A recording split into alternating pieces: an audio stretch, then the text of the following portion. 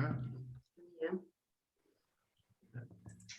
siguiendo con estos días que estamos juntando los dos cursos de PIR y resto invitando a gente extra curso de taller, a estas conversaciones entre orillas, interorillas, como quieran llamarlas, pero que me parece que lo que está buenísimo, que hoy tenemos de invitada a Mariana Cecilio, y yo quería simplemente presentarla para aquellos que no la conocen.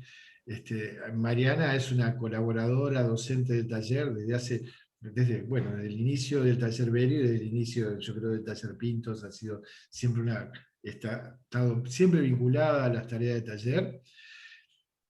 Creo además que Mariana tiene una personalidad y una forma de encarar el tema de la arquitectura, su sensibilidad plástica, su desarrollo, que me parece que valía la pena invitarla para que nos mostrara en qué está haciendo, y en particular que se va a centrar en algo que no es que estamos justamente hablando ahora, que no es que esté especializada, sino que se le ha dado en su trabajo de arquitectura el trabajar con escuelas públicas y poder desarrollar algunos proyectos de escuelas públicas, y entonces nos va a mostrar justamente una faceta de la tarea del arquitecto, que es ese rol de poder proyectar edificios que terminan siendo construidos por la esfera pública y trabajados, y siendo edificios públicos. Y entonces, bueno, bienvenida Mariana, no sé si Muchas gracias. Lucho quiere decir algo sobre la clase de hoy. No,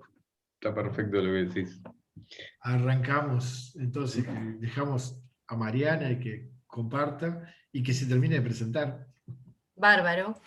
Yo les agradezco pila. Estas cosas siempre generan trabajo para llegar a este momento y presentarles a ustedes algo. Y a la vez como cierta recopilación y estudio y vuelta a analizar las tareas que hicimos. Entonces eso realmente es algo muy bueno, y les agradezco mucho la invitación, porque ayuda a reflexionar sobre el trabajo propio, y no siempre están las instancias para eso. A ver si ven la pantalla que les compartí. Sí. Sí. No sé por qué no puedo. ¿Tengo que compartirla antes de hacer control L? Ahí. No, ahí está bien, ¿no? Sí, perfecto. Y ahí está bien, ahí está bien. Bueno, les voy a mostrar ahora 3 obras que, como decía Héctor, están realizadas, proyectadas y construidas dentro de un marco de trabajo, de una oficina de proyecto que se llama PAEPU. Ahora les voy a explicar un poco de qué se trata. Es una oficina, es una unidad ejecutora, es una oficina pública, pero tiene financiamiento externo, y se separa de la producción de arquitectura de la oficina central de ANEP para tratar de generar más eficientemente, digamos, una idea nueva, que fueron las escuelas de tiempo completo. La oficina se crea como generadora de estas escuelas desde el punto de vista pedagógico y también edilicio. O sea, todo lo que tiene que ver con las escuelas de tiempo completo se centran en PAEPU, tanto la formación de los docentes, la gestión de las escuelas y también las obras. Tienen varias áreas. Pero antes de entrar en eso, yo quería contarles que, bueno, vamos a ver estas 3 obras, que les adelanto un poco acá en estas fotos, pero me interesaba sobre todo hacer un corte en las 3 que tuviera que ver con estos 2 temas, el paisaje y la materia, que me parece que para mí son siempre temas muy importantes en la arquitectura, que personalmente me planteo cada vez que tengo que trabajar en algo.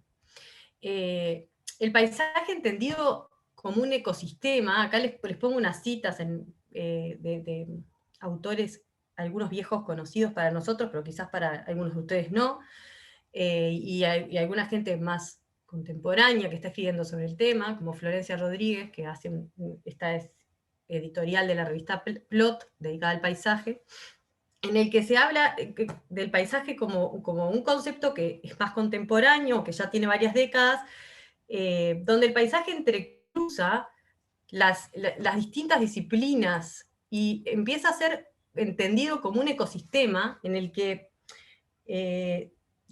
un ecosistema es un sistema biológico, tenía la nota acá para no olvidarme, construido por una comunidad de seres vivos y el medio natural en el que viven.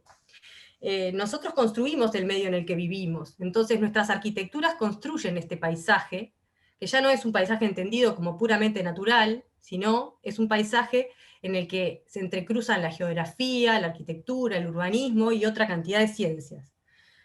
Eso como por un lado, como parte, nosotros trabajando como constructores de nuestro paisaje, y por otro lado, esta idea de la materia.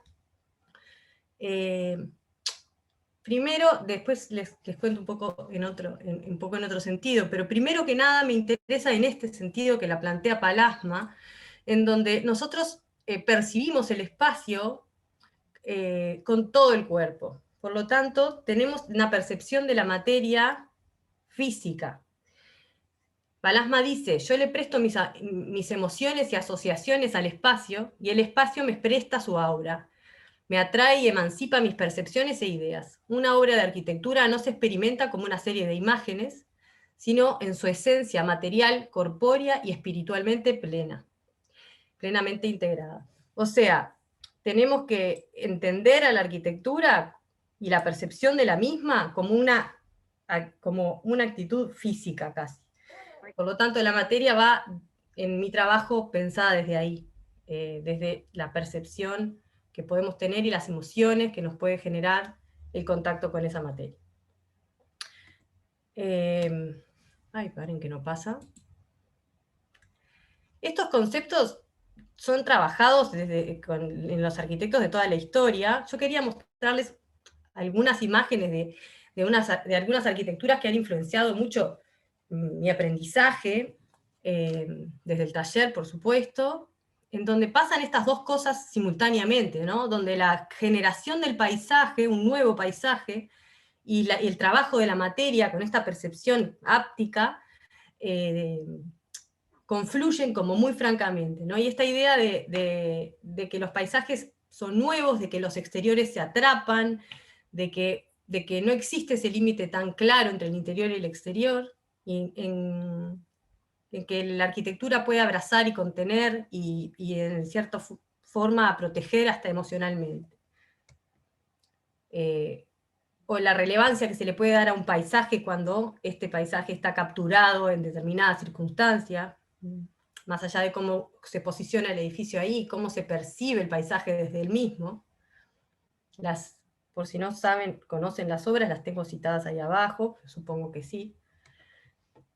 Y este es el único ejemplo que traigo de arquitectura escolar, solo para no distraernos tanto del tema, pero que en realidad lo traigo básicamente por los mismos temas que planteaba. O sea, es que es como una modalidad que tiene este estudio de arquitectos Patkau, que realiza en los años 90, es una obra que ya tiene sus años, una escuela con un formato muy diferente al que conocíamos anteriormente, y donde se trabaja por las particularidades del sitio, ¿no? Y de la obra que les encargaron, se trabaja el programa muy mezclado con el paisaje y con el espacio con los espacios intermedios, ¿no? Los espacios intermedios son muy relevantes en esta obra, casi que todo el tiempo estás en un espacio intermedio, y el diseño de esos espacios le da la riqueza general a las transiciones, a los recorridos y al edificio en última instancia. La naturaleza se va filtrando y empieza a confundirse cuál es el límite entre las distintas áreas.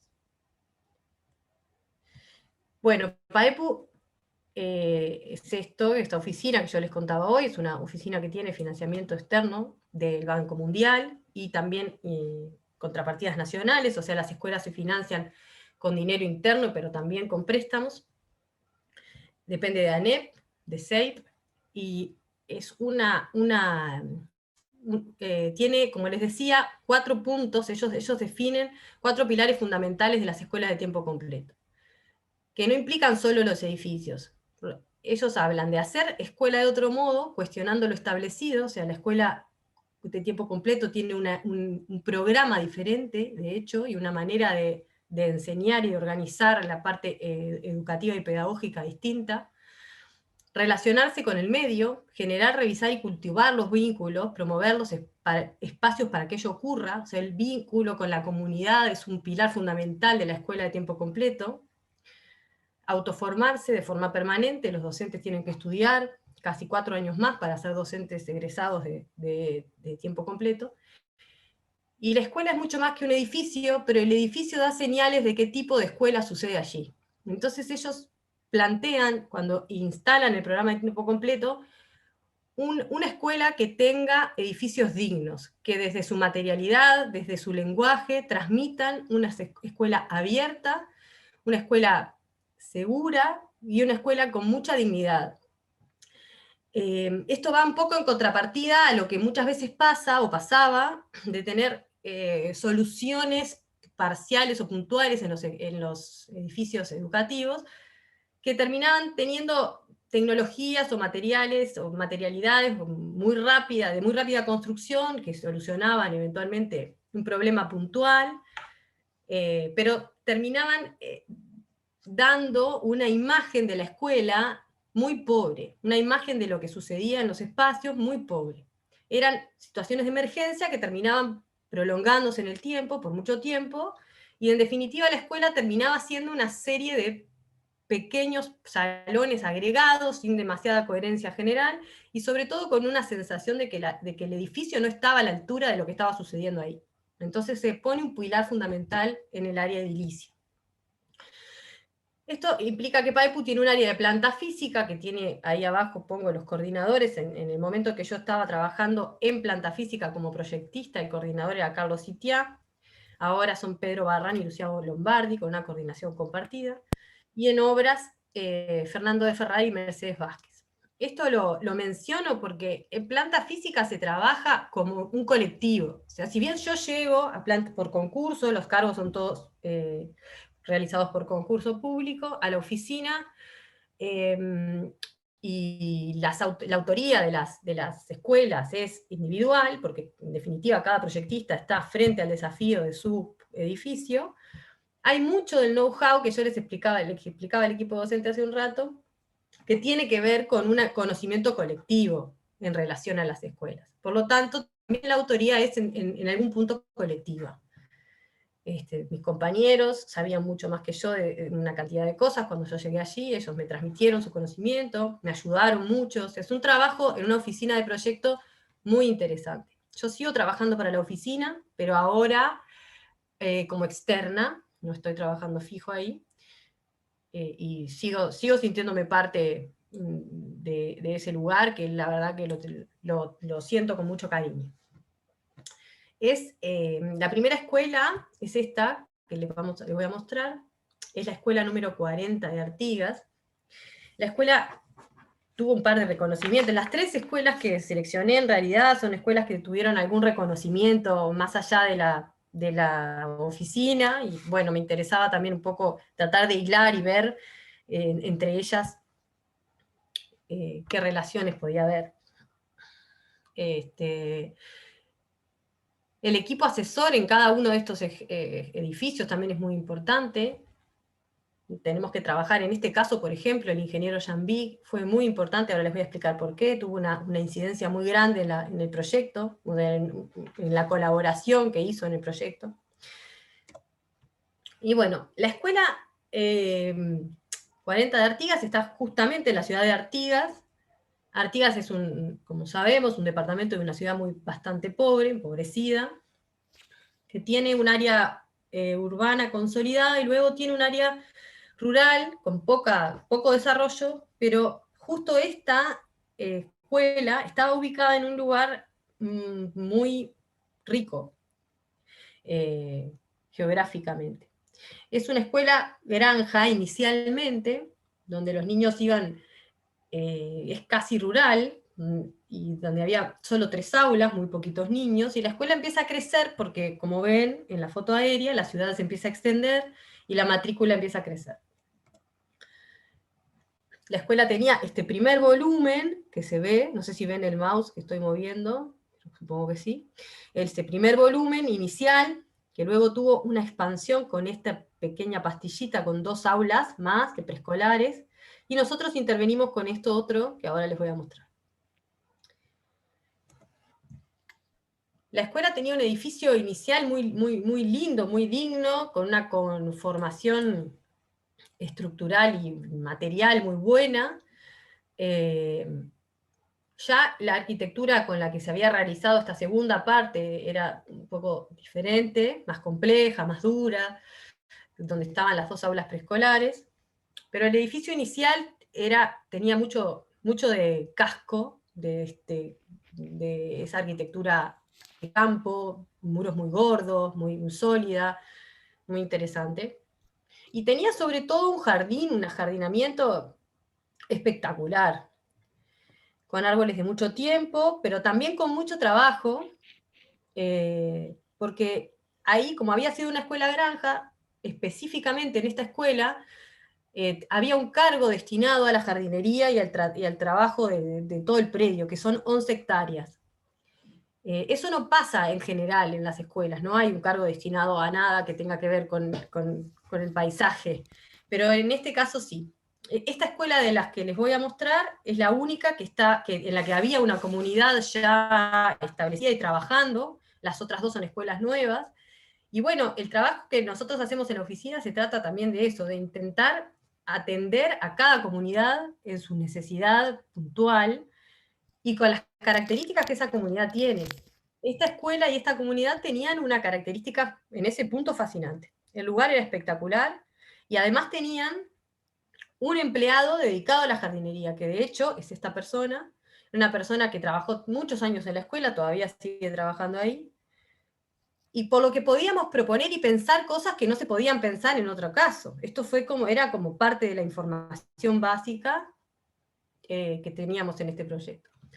Acá estaba la escuela, este es el plano de agrimensura, esto es lo que te da el agrimensor cuando vas a empezar un proyecto, las curvas de nivel que van bajando fuertemente, o sea, un terreno con mucha pendiente, por lo tanto con una linda vista de un paisaje de campo, con el edificio inicial y la primera ampliación, y luego tenía todo este espacio que nosotros veíamos acá, con un acceso secundario, con toda esa entrada de árboles que veían en las fotos, que estaba como muy jerarquizado, además tenía una muy buena orientación, y nos pareció importante realizar, como consolidar este espacio como núcleo central, patio de la escuela.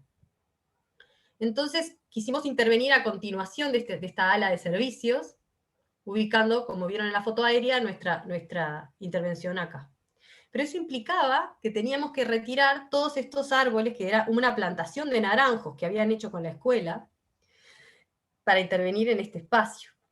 Cosa que fue bastante conversada, por suerte, con nuestro amigo de jardinería. Hicimos una memoria donde teníamos 24 árboles que trasplantar, trasplantamos 24 naranjos, acá les puse la fichita solo para que vieran que nos tomamos el trabajo de fotografiar uno por uno y de indicar cómo iba a ser ese trasplante para que se pudiera liberar esta zona, pero no perdiéramos el trabajo y el cariño que había puesto esa comunidad en ese esfuerzo, ¿no? Estos niños trabajaban la huerta desde antes que existiera la idea de que las huertas eran algo bueno para trabajar en las escuelas, y comían, de hecho, en el comedor las cosas que ellos cultivaban. Por lo tanto, era muy importante no arremeter con un proyecto sin tener, no sé, la delicadeza de reconocer ese esfuerzo.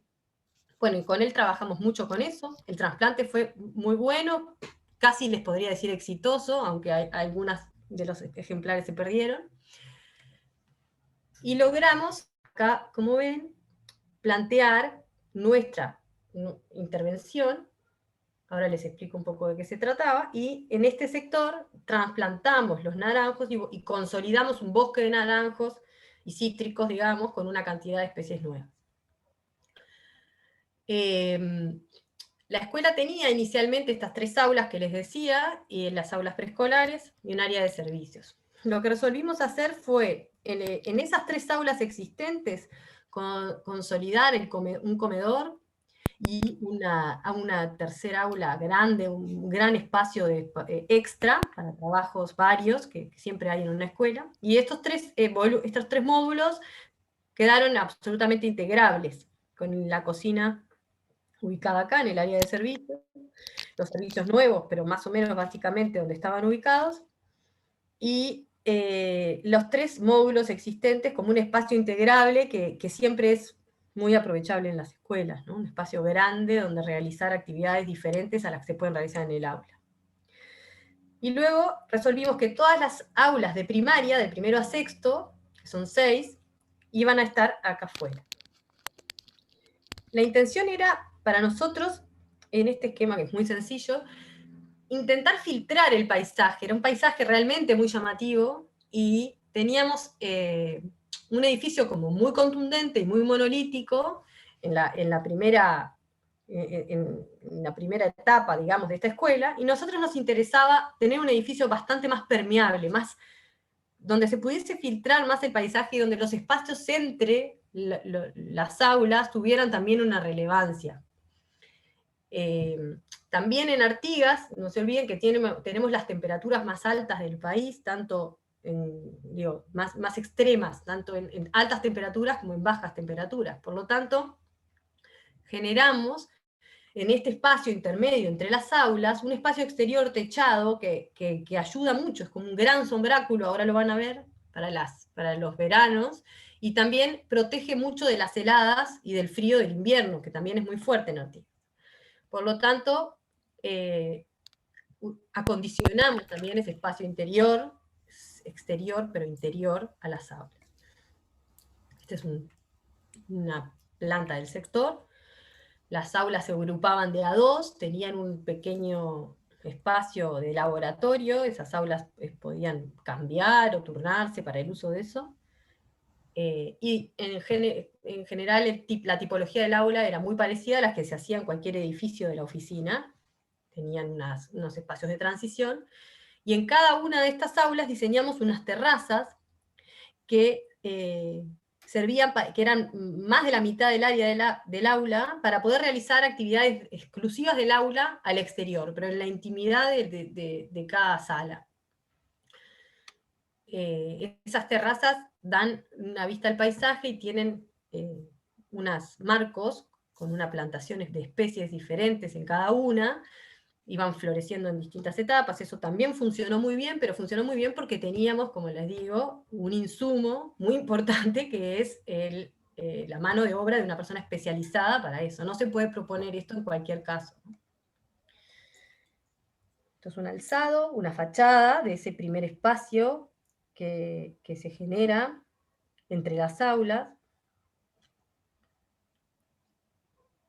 Un corte, las aulas funcionan con una losa, pero también tienen, además, ahora lo vemos en un corte integral, pero tienen el sobretecho que les mencionaba, la losa, sea suficiente en muchos casos, un sobretecho que era parte de la característica constructiva de toda la zona. En Artigas y en Rivera casi todas las casas tienen losa y tienen un sobretecho de chapa. Yo cuando llegué por primera vez no entendía nada, ¿cómo puede ser que todas tengan eso? Y claro, funciona como muy, muy buen aislante para las altas y bajas temperaturas. Por lo tanto, esto tiene una cantidad de capas.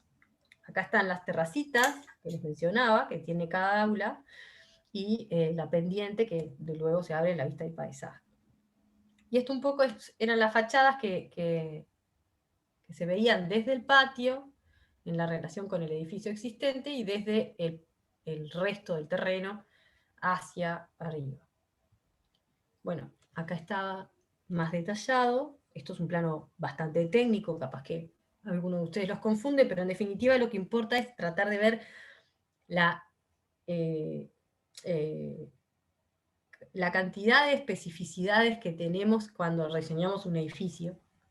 Y en este caso, por ejemplo, quería mencionar a Fernando Jambí, que fue una gran ayuda para diseñar un techo. Este techo, que parece ahora muy simple, pasó por muchas etapas muy complejas, y la realización de una estructura sencilla, súper económica y súper liviana, que nos permitiera construir ese techo con el dinero que teníamos, porque esta escuela a todo esto tenía que salir lo mismo que todas, no podía salir más, teníamos un dinero límite como siempre. Permitió generar una estructura clara, sintética, y eso fue un esfuerzo muy grande que hicimos con Jambí, que era externo a la oficina, contratado, y que trabajamos varios fines de semana juntos, tratando de sacar limpiar la estructura adelante, porque nos venían los plazos encima y no teníamos una estructura definida con la síntesis necesaria. Bueno, esto la verdad que no me enorgullece demasiado, pero se los muestro para que vean que los arquitectos trabajamos con las visualizaciones que podemos o que sabemos hacer, pero nos daban una idea general de cómo estaba quedando la cosa, y este era lo que mostrábamos internamente a nuestros compañeros y a los colegas que nos asesoraban, y también a la comunidad, cuando terminamos el proyecto y fuimos a presentarlo a la comunidad, luego de varias consultas con ellos previas, ¿no? Estas fotos son del día de la inauguración, que tuvimos mucha suerte porque el día de la inauguración llovió, y eso dio para mostrar una cantidad de cosas que sucedían en el edificio, que ahora vamos viendo, pero una de las que me parece más interesantes es esta permeabilidad que tiene la piedra arenisca, que fue lo que resolvimos como material para definir estos planos. Estos planos que eran los límites de las aulas, y eran los que iban dando el marco a este recorrido, a esta circulación semi-exterior, semi-interior. Esa piedra arenisca es una piedra de la zona, que se consigue bastante en Brasil, bastante barata, y yo la vi cuando fuimos a recorrer escuelas en Artigas y Rivera, porque cada vez que se hace un viaje con la oficina se recorren muchas cosas. Hay un montón de casas y plazas construidas con esta piedra, que yo no conocía, de una piedra muy particular, con un color y una textura hermosa, que se oxida con el tiempo, pero además es porosa. Por lo tanto, el agua la interviene de esta manera. Estos son algunos puntos de vista de cómo sucede el espacio interior, de qué pasa con estas aulas, cómo se vuelcan hacia este espacio compartido, colectivo. Las terracitas, ahora las vemos un poco más en detalle, y cómo ese espacio genera un patio techado, protegido, y con cierta identidad en relación al gran terreno que tenía la escuela, un espacio más contenido, que es una cosa que nos preocupa particularmente en las escuelas. Las aulas tienen siempre unas grandes aberturas al exterior, estas aberturas daban al predio muy lindo, y con estas terrazas pretendíamos que se pudiera salir a trabajar al aire libre.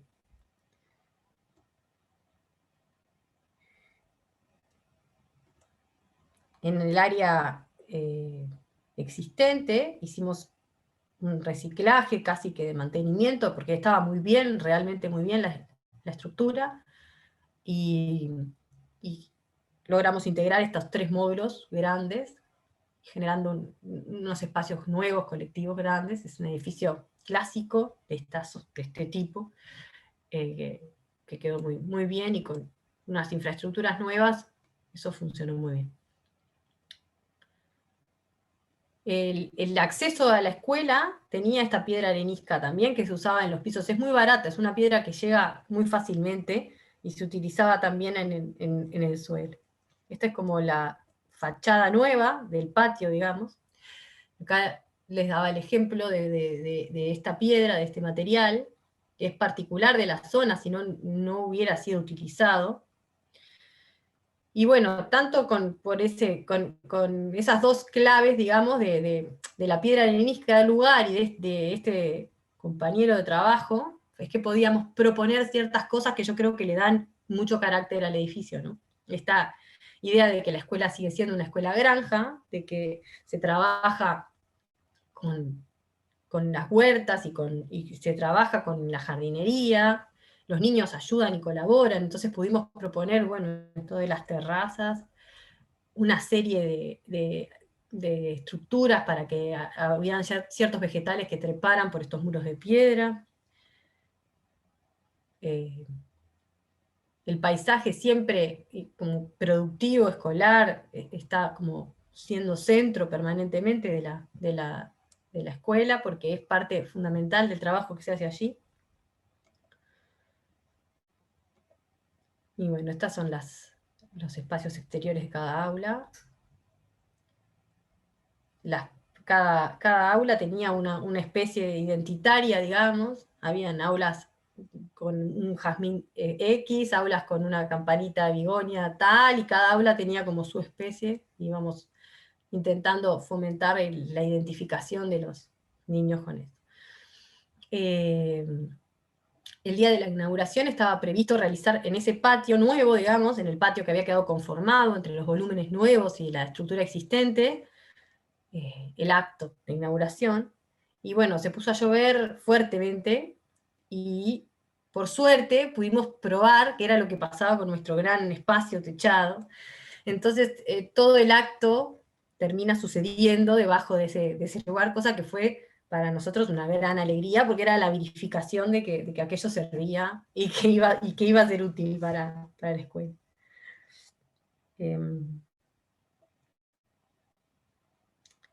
Ahí, esto que quedan son simplemente imágenes, pero nada, creo que es interesante tratar de ver esto de las transparencias, tanto a través de las aulas como de las fugas visuales que genera el techo suelto entre los volúmenes, los espacios exteriores, la variabilidad de la trama que genera, las aulas están movidas a apenas 10 grados una de la otra, y eso genera dos tramas que van dando cierto movimiento en el paisaje, y es interesante también.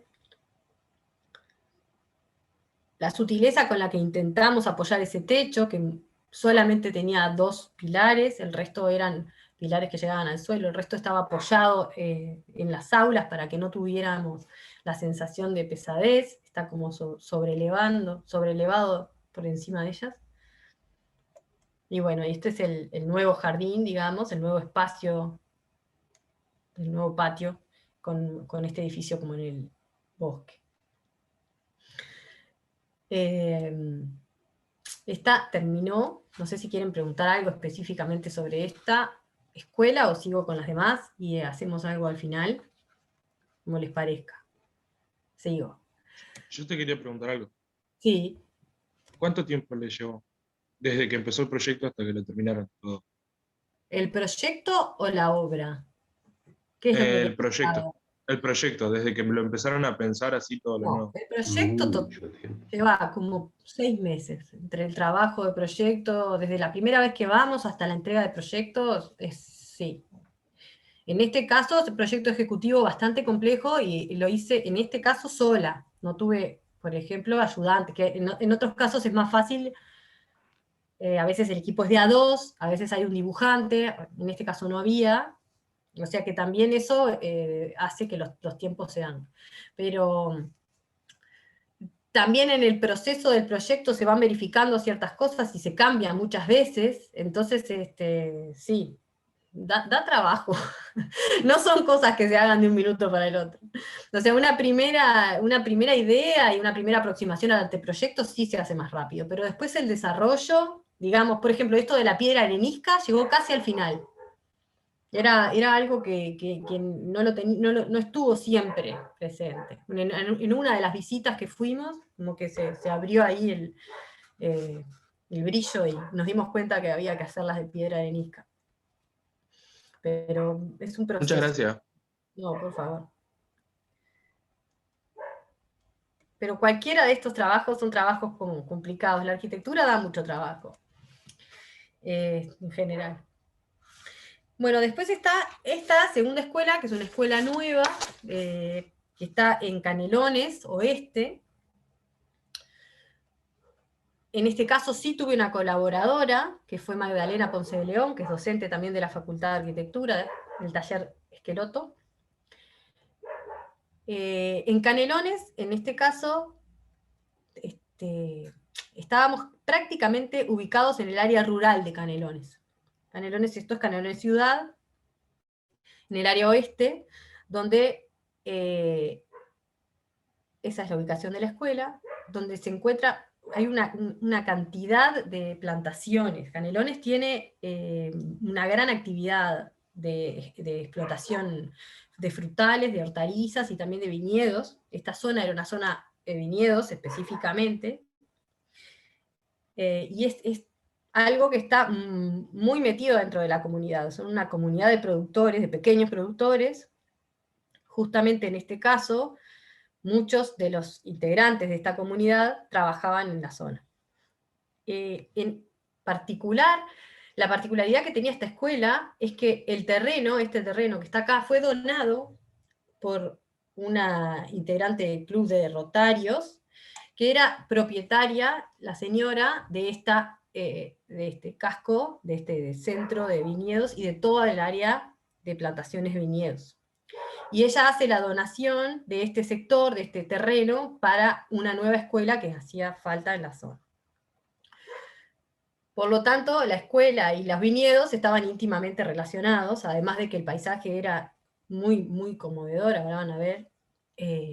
Había un interés particular en que este vínculo quedara explícito,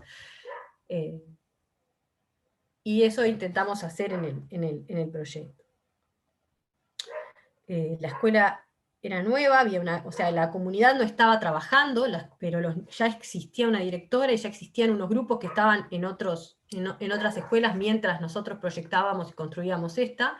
Por lo tanto, sí tuvimos contacto con ellos, sí tuvimos contacto con el equipo que iba a trabajar, y también con los rotarios, y también con la comunidad de vecinos. Bueno, siempre se trabaja al principio bastante en esos puntos, hasta lograr un proyecto que más o menos alcance las expectativas de todos. Este era el paisaje desde el terreno, estaban todos los viñedos y la casa de piedra vieja, hermosa, donde había vivido esta señora que hizo esta donación.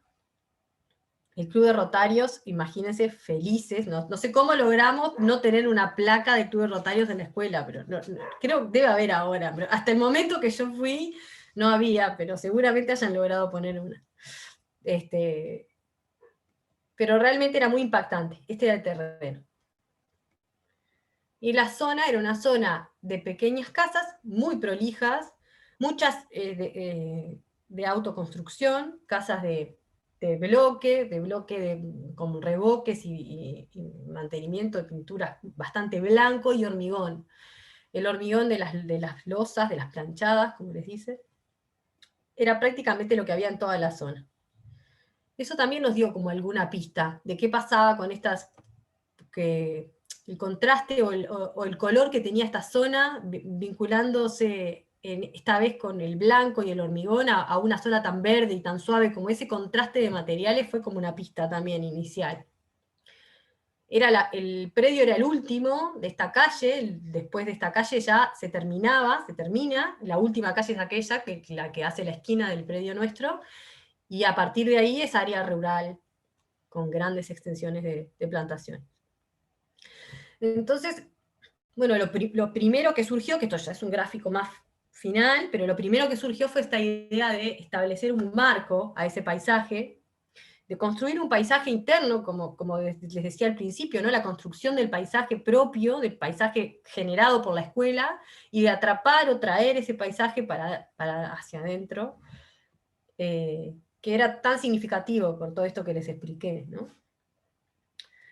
Y también teníamos esta condición de que no podíamos realizar la escuela en una sola planta, teníamos necesariamente que utilizar 2 niveles para completar los requerimientos. Entonces intentamos que desde este segundo nivel el paisaje se continuara verde, que ahora lo vamos a ver en las fotos, desde las galerías y desde las aulas, tuviésemos la continuidad de una azotea verde con el paisaje, para no tener como un corte tan abrupto en la vista desde ahí. Esta es la implantación general, era muy justo el terreno, como pueden ver, la cancha es chiquita, tuvimos que hacer una cancha mucho más chica de lo que hacemos en general en esta oportunidad.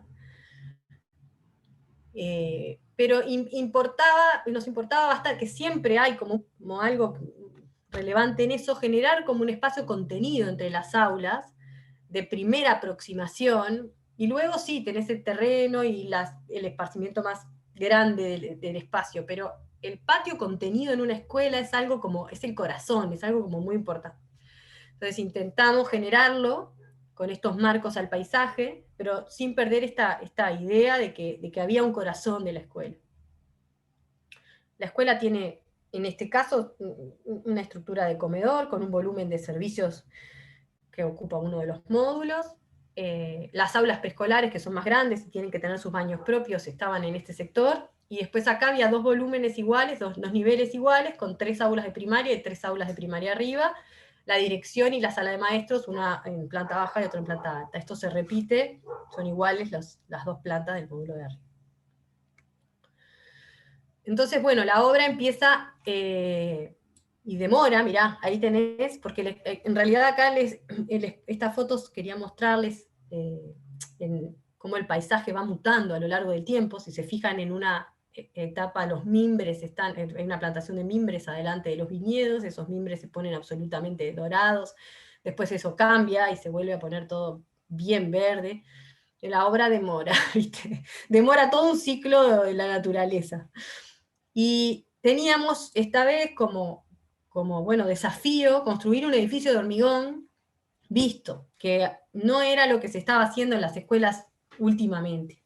El hormigón visto fue una propuesta un poco relacionada con esto de que habíamos encontrado en la zona de las viviendas blancas y con bastante hormigón en las losas, y además para intentar trabajar este material que es un material tan noble, que tiene un envejecimiento tan bueno. En general, en mis proyectos yo intento que los materiales sean lo que son, o sea, que el propio material defina la estructura del edificio, que no haya sobrecapas, que no haya incluso pintura. De hecho, el volumen de arriba que sí tiene revoque y pintura fue todo un desafío, porque intentamos que las escuelas tengan el mínimo mantenimiento posible, por lo tanto que tengan materiales que envejezcan muy noblemente, que no sea necesario mantenerlos, ni limpiarlos demasiado, ni pintarlos demasiado, para que la escuela siga siendo bella. En este caso, el desafío era el hormigón. Y bueno, también bancarse que el hormigón, les puse explícitamente acá, porque después queda más disimulado en algunas fotos, el hormigón no queda como uno se imagina siempre, ¿no? O sea, a veces queda más perfecto y otras no. Como ven acá hay unos chapones un poco torcidos que generaron unas marcas que no eran las que estaban previstas. Si bien había un plano de encofrado que definía todo el encofrado exactamente, pero bueno, los encofrados se mueven, esa es la realidad. Pero teníamos esa intención de trabajar con la rusticidad del hormigón y con la tecnología que tenemos en Uruguay, que es muy buena, pero es artesanal, ¿no? Mano de obra artesanal. Entonces, casi desde el principio teníamos esta captura de la idea del paisaje muy vinculado con la producción de la zona.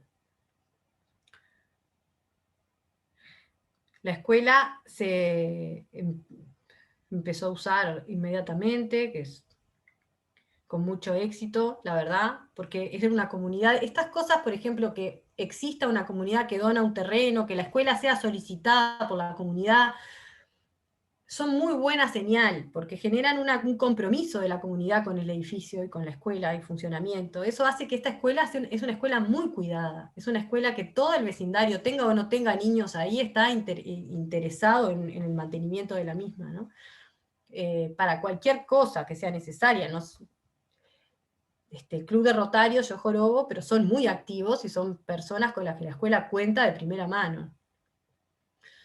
Este era el patio que les decía hoy, como pequeño, es un patio pequeño en realidad, con mucho vínculo entre las aulas, y ese marcó al paisaje. La generación de este volumen de abajo de hormigón, que está ahuecado, ¿no? Es un volumen de hormigón, pero que tiene un gran hueco, y luego la pastilla blanca está suspendida, que tiene la vista por sobre la azotea verde hasta el infinito del paisaje de viñedos. La azotea verde funcionó muy bien a nivel paisajístico, no tanto a nivel técnico, tienen hasta hoy algunos problemas, pero los hemos ido solucionando. Ahí tengo los pajaritos, pero los tengo de verdad, miren, en la foto capturados, ¿vieron los pajaritos? Estos son los verdaderos pajaritos, no son los del render.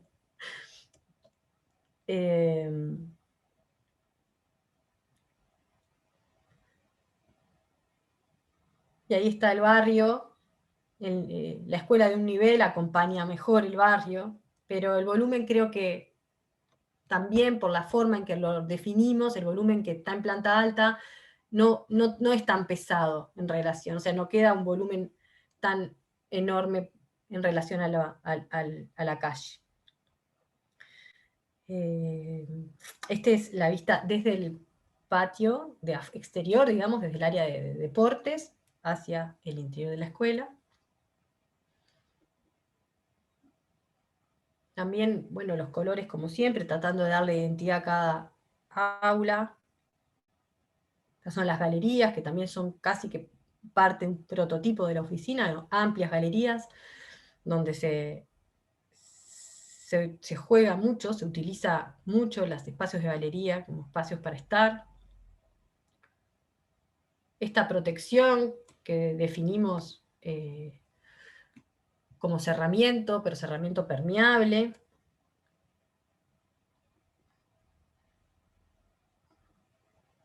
Después hay algunos detalles también de otra textura y cierto color que le dimos a la escuela de hormigón, que el hormigón es bastante resistido en general, el hormigón visto, porque es muy gris y que para una escuela, y bueno, intentamos ablandar ese concepto con estas troneras y dándole color a eso.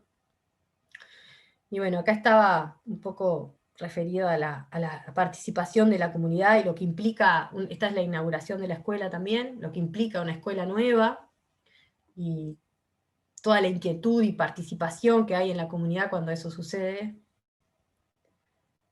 La verdad que es muy conmovedor.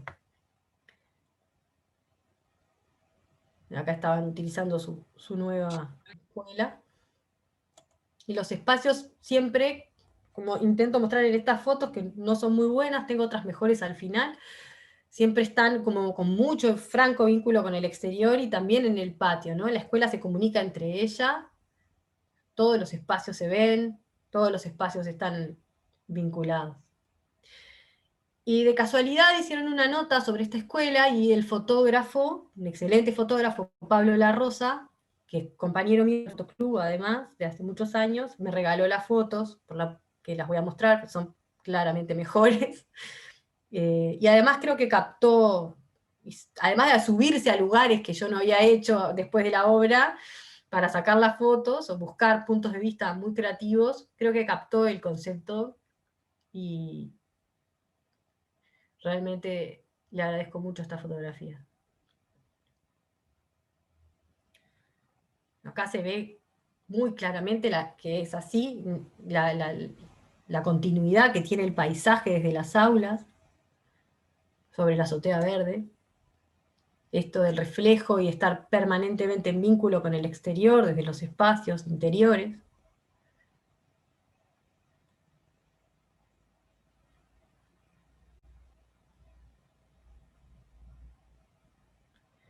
Y esta que es como una síntesis realmente excelente de la foto desde los viñedos del aula, que cierra como el concepto increíblemente.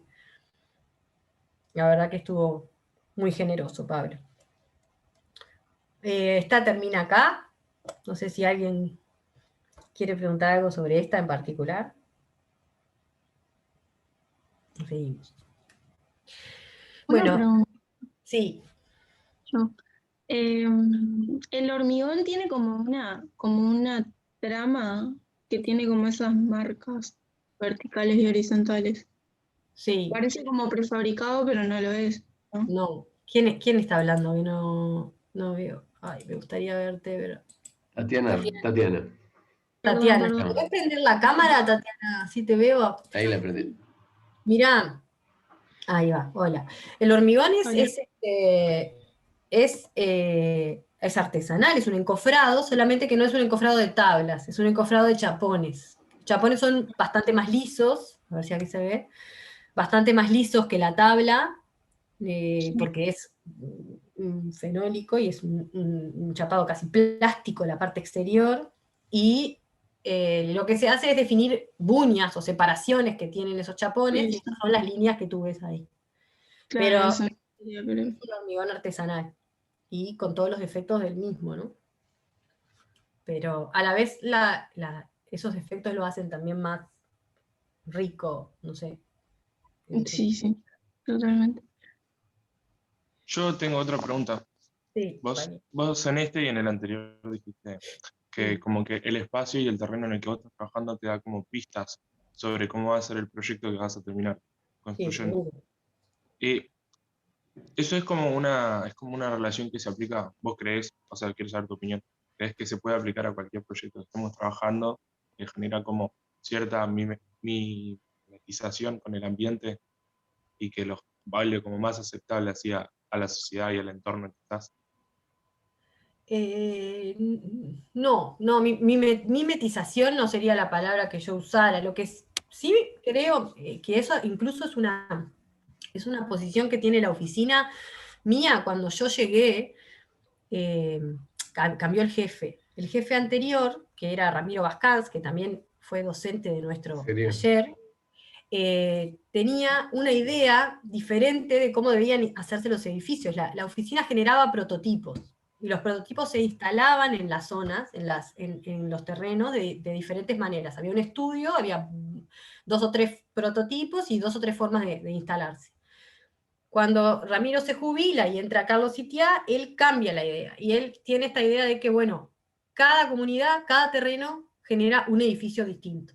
Y nosotros trabajamos con esa idea de que para cada comunidad había que dar una respuesta diferente.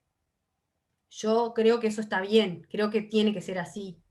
Eh, Creo que la arquitectura de prototipos está bien, pero si está muy bien adaptada a cada zona, y no siempre pasa eso. Con las cosas de Ramiro sí pasaba mucho, porque él era excelente también, pero ahora, por ejemplo, volvió la arquitectura educativa a trabajarse con prototipos, y van a ver, porque se están construyendo ahora muchísimas escuelas y centros CAIF y jardines de infantes con prototipos, que realmente yo pienso que no están tan apropiados en este caso. Entonces sí, nosotros teníamos la intención de que cada comunidad tuviese su propia escuela y que respondiera a sus propias necesidades, de alguna manera. Ahora, mimetizarse no, pero si vos me decís, ¿por qué pusiste la piedra arenisca en Artigas, donde hay piedra arenisca? Y bueno, sí, es un material conocido por la gente del lugar, pero además era extremadamente bello. Y aparte era un material que no podíamos usar en otro lado, porque traer desde Brasil hasta Montevideo la piedra arenisca, más o menos iba a estar bien, depende, pero en este tipo de obra, que son en general obras chicas, no son muy grandes, con presupuestos ajustados, por lo general no se hacen grandes traslados de los materiales, ¿no? Y bueno, ¿por qué también el hormigón o el blanco en este caso? Sí, es verdad, vimos como alguna pista en lo que había en la zona, pero más que nada lo que fue es como una verificación de que este hormigón más duro, más rústico, en un paisaje tan blando, podía generar una situación como de mutuo, como de realce del lugar, que creo que en algún punto es así, ¿no? Genera como un marco más sólido, más duro, para aquel paisaje tan blando y tan variable. O sea, sí, un poco a lo que decís, pero no usaría la parte de mímesis, porque creo que no es esa la palabra. Héctor, ¿querés decir algo que estás Dale, en...? muchas gracias. No, no, comparto eso, pero en realidad anoté unas cosas y las comentamos al final, porque está Ah, muy claro. vinculado a los otros trabajos. Dale.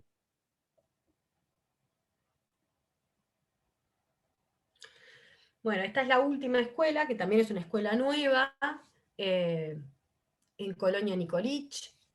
Esta tuvo unos cuantos reconocimientos, hubo bastantes bombos y platillos en torno a ella. Y la escuela, en este caso, Colonia Nicolich, eso es el aeropuerto. Queda atrás del aeropuerto, es una localidad de Canelones también, que tuvo un gran crecimiento. Primero, esta es la ruta 102. Primero el crecimiento se dio en torno a la ruta. Hay una escuela de este lado de la ruta que funciona, pero ya estaba totalmente saturada. La matrícula de la escuela ya era insostenible. Y se genera, como la zona estaba en franco crecimiento, se da permiso a los dueños de esto, que creo que, ay, no me acuerdo cómo se llama, pero me parece que es La Cross. Es un lugar de fiestas, que no me acuerdo ahora cómo se llama. Creo que se llamaba La Sí, Cross, pero no sí, me acuerdo. ¿Eh? en La Cross, creo, sí. ¿Alguien sabe? Ah, Sí. pero eso está ahí.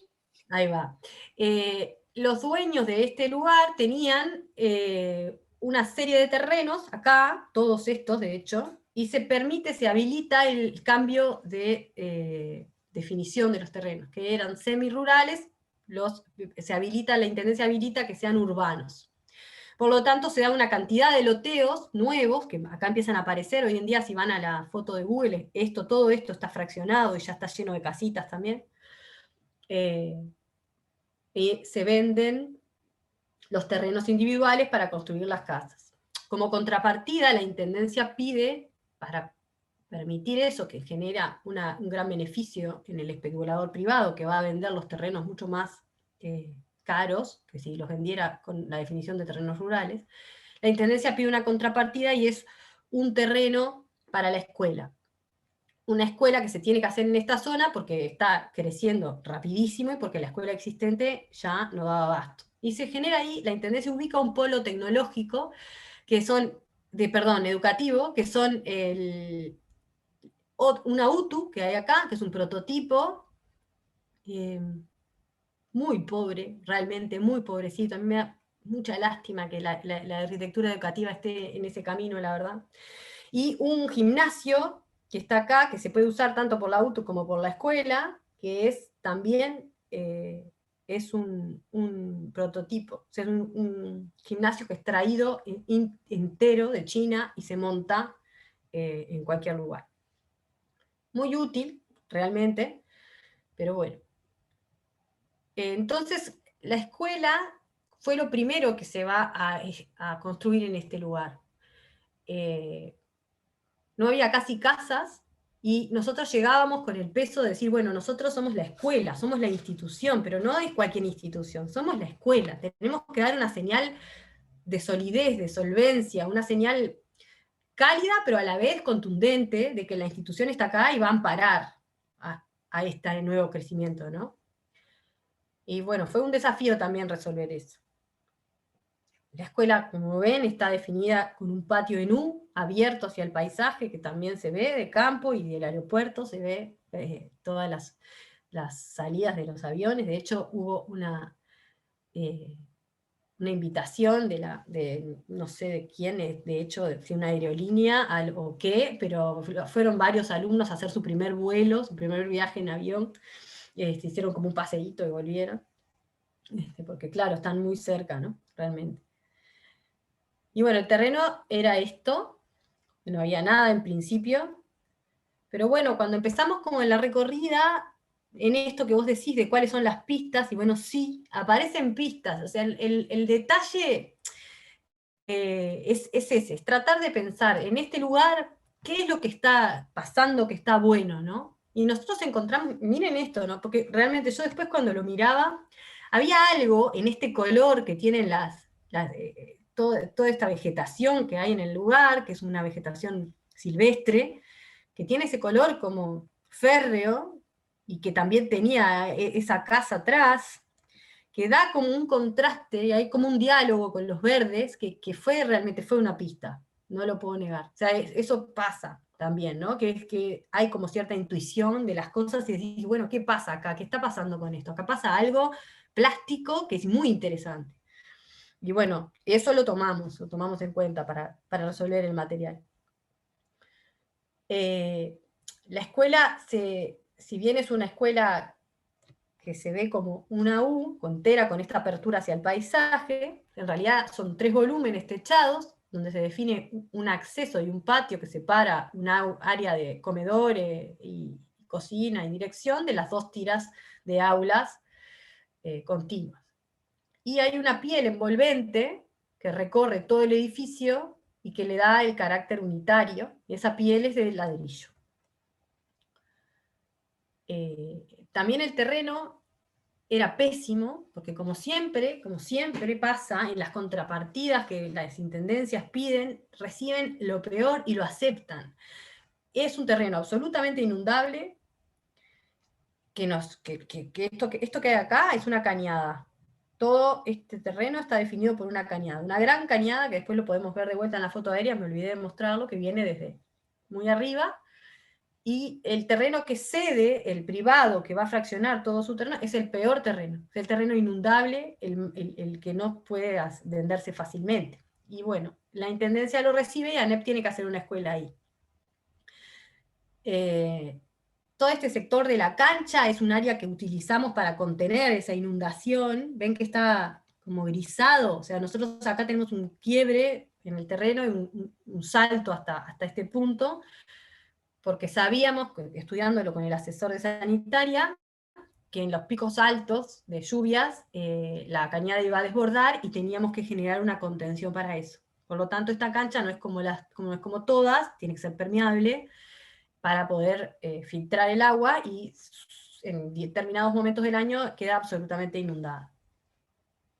Pero lo usamos como tiene un nombre que ahora no me acuerdo, es como un rebalse, como una amortiguación del agua. En este caso, bueno, la intención era esto, ¿no? Tener como un gran acceso que reciba y que genere confort, comodidad a la espera de los padres, que eso siempre es un tema importante, los padres esperan afuera.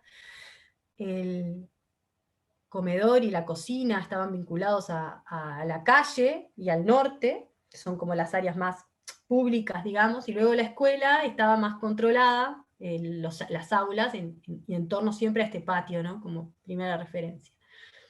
En este caso, hubo algo que fue casi una investigación, que fue generar el pavimento continuo. Los servicios pasaron a estar exclusivamente afuera del área de aulas. Las aulas de preescolares y fueron en las puntas, que siempre iban juntas, en este caso están separadas en las puntas para vincularse de los bañitos que ellos necesitan, pero toda la tirada de aulas es continua, y los cerramientos son todos livianos, o placares o cerramientos móviles. Las aulas no tienen cerramientos rígidos en este caso.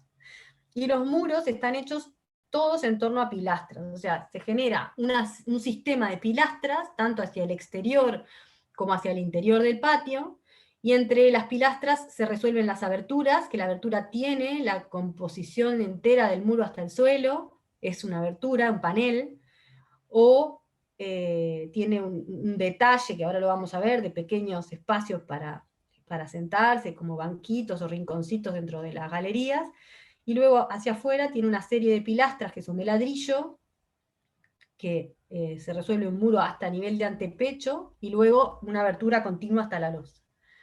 Eso simplificó mucho la construcción, porque una vez resueltas las pilastras, lo único que se hacía era colocar la panelería, o sea, en algún punto, y también toda la tirada de aulas entera, el suelo y el piso sin divisiones de muros, simplificó mucho la construcción. Eso fue como casi una primera, después se repitió, fue un primer intento.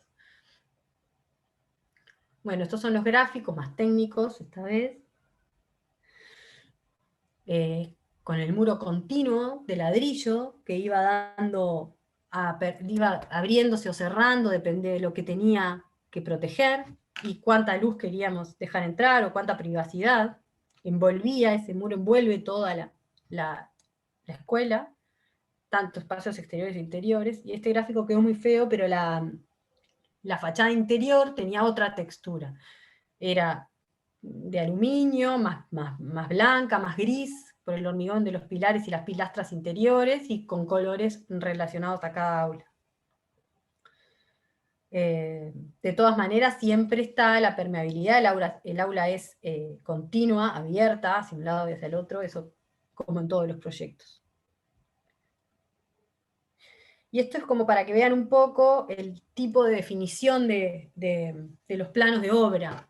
En este caso, la composición del aparejo, o sea, de qué manera íbamos a colocar el ladrillo, era complicada, porque como queríamos que fuese una piel envolvente y continua, necesitábamos algo que pudiera abrirse y cerrarse sin que hubiera grandes cortes en la continuidad del ladrillo. Entonces definimos esto, hicimos como unas líneas de ladrillo que estaban armadas, estas líneas, cuando el muro es macizo, no necesitan armadura, pero sí están definidas, porque tenemos esas líneas todo alrededor, ahora lo van a ver en las fotos, pero cuando el ladrillo se empezaba a separar, estas líneas están armadas con unos hierritos por dentro para poder sostener, y se coloca el ladrillo de diferentes maneras. Este es uno de los muros, había 3 tipos de muros, para ampliar más o menos la visión, la entrada de luz y la permeabilidad. Bueno, estas son, otra vez yo les muestro esto para que ustedes vean que, bueno, que se puede hacer arquitectura igual, aunque no seamos grandes maestros de las imágenes. Y acá les quería como hablar, hay 2 cosas que también de un viejo conocido, de Peter Zumthor, que me parecían muy importantes en este caso, que son, que él lo define mucho mejor que yo, por eso lo cito, el trabajo de las cosas y construido en materia. Él dice, para mí el núcleo de toda tarea arquitectónica reside en el acto de construir, pues es aquí cuando se levantan y ensamblan los materiales concretos donde la arquitectura pensada se convierte en parte del mundo real.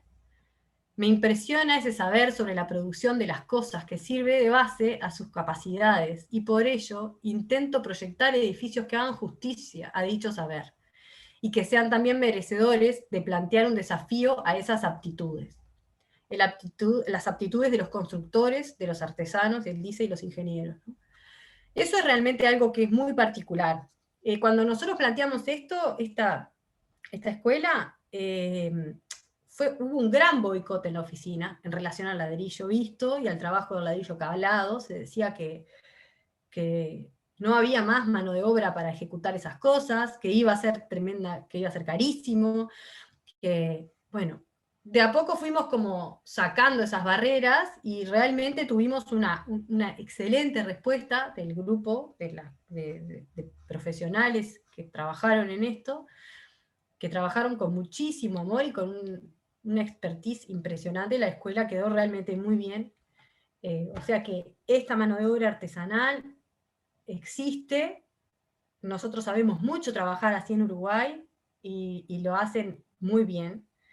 Y bueno, a veces se da por sentado que ya todo, estas arquitecturas no se pueden pensar de esta manera, que las arquitecturas ahora deben ser más sistematizadas, que, bueno, no siempre es así, todavía tenemos bastante trabajo en este sentido.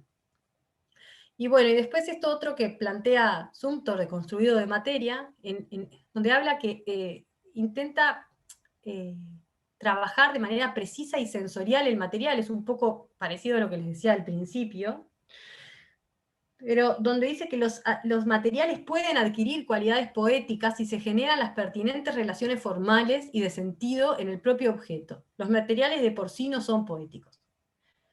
Pero si se logra cierto trabajo, cierta forma de manipularlos y que tengan consistencia en cada objeto, si logramos que los materiales puedan adquirir eso, se genera cierta resonancia y brillo de esos materiales en la arquitectura. Yo creo que eso es muy importante. O sea, de qué manera se elige el material, pero también de qué manera se hace se trabaja con él, de qué manera se hace resonar ese material en el edificio y en los espacios que se van proponiendo.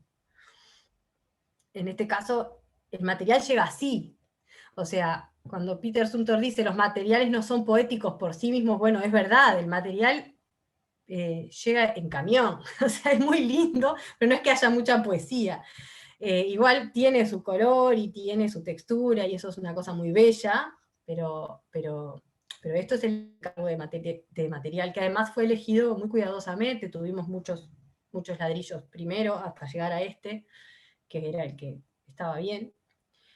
Y el vínculo de eso, del material en sí, con la mano de obra, puede generar estas cosas, estas resonancias o estos brillos que yo creo que son parte fundamental de la materia en la arquitectura. Bueno, y acá, esta obra, yo fui directora de obra también, por eso les quería poner algunas fotos del proceso en sí, de lo artesanal y también trabajoso que es generar un edificio, y de las cosas como las texturas y la belleza que va sucediendo también en la obra cuando empiezan a aparecer los materiales, la rusticidad de todas las cosas, de hecho, las texturas, las sombras, empieza a aparecer el edificio. Este era el capataz, que también es un excelente capataz.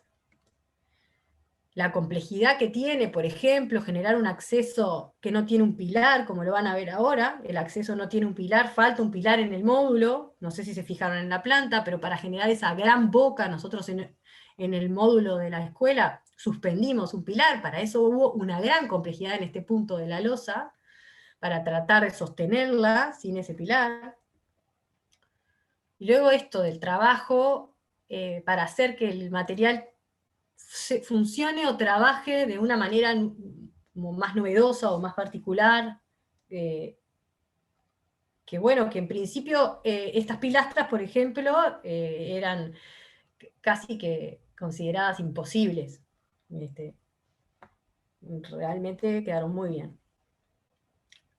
El ángulo de ladrillo, ven la continuidad de los ladrillos que les explicaba hoy, la continuidad de las líneas que pegan toda la vuelta en el edificio. El ángulo se han hecho maquetas, saben que es una cosa muy complicada, es un ángulo biselado, bueno, eso se tuvo que hacer con los ladrillos. Mi jefe se reía de mí, decía que después de última le poníamos un metal porque eso iba a quedar horrible, y quedó perfecto, miren qué maravilla. Acá está, la foto está media fea, pero quedó realmente perfecto. Y bueno, en este caso la obra... Esto es un ejemplo de que la tirada de las aulas era continua y los divisorios eran solamente carpintería. Entonces la losa se ve continua y también el suelo lo es. La escuela empezó a funcionar casi un año antes que termináramos la obra. 10 meses estuvieron funcionando con la obra, porque la obra se atrasó muchísimo, fue compleja por distintos motivos. Y eso dio situaciones rarísimas, pero a la vez muy, muy lindas, de familiaridad entre los obreros y la comunidad educativa.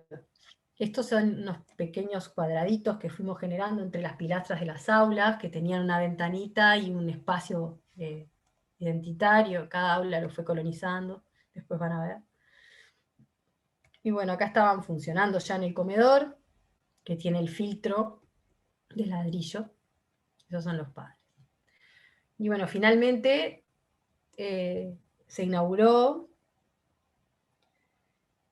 La escuela está toda recubierta en ladrillo, la azotea está protegida con una tejuela del mismo ladrillo, cosa que le da una envolvente continua y aparte una vista muy linda. Esto era importante porque los techos están inclinados hacia el patio, o sea que desde el patio se ve el ladrillo.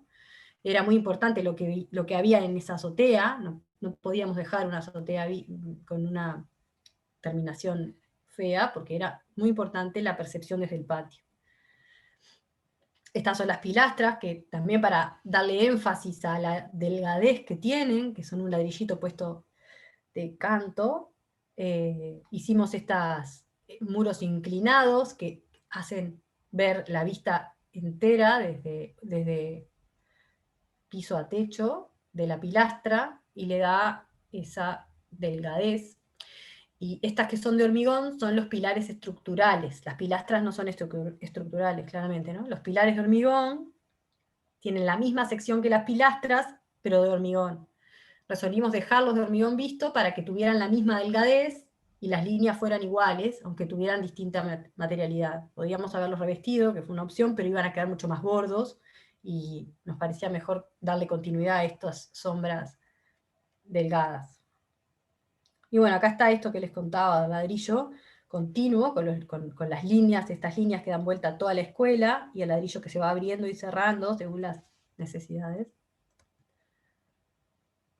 Y bueno, el patio, que es bastante duro por ahora, pero han tenido ya más éxito con algunos de los árboles, así que supongo que pronto tendrán sombra algunos de esos árboles.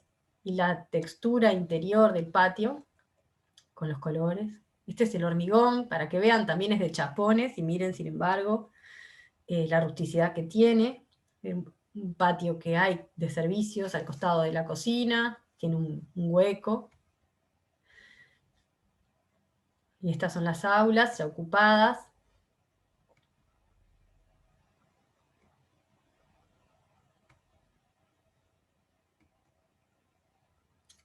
Y bueno, esta idea de que el barrio está presente y se continúa la vista permanentemente hacia todos lados, o sea, tiene como una escuela abierta, digamos, es una escuela abierta. Y este es el gran acceso y el ángulo precioso que nos quedó. Esta es la última diapositiva.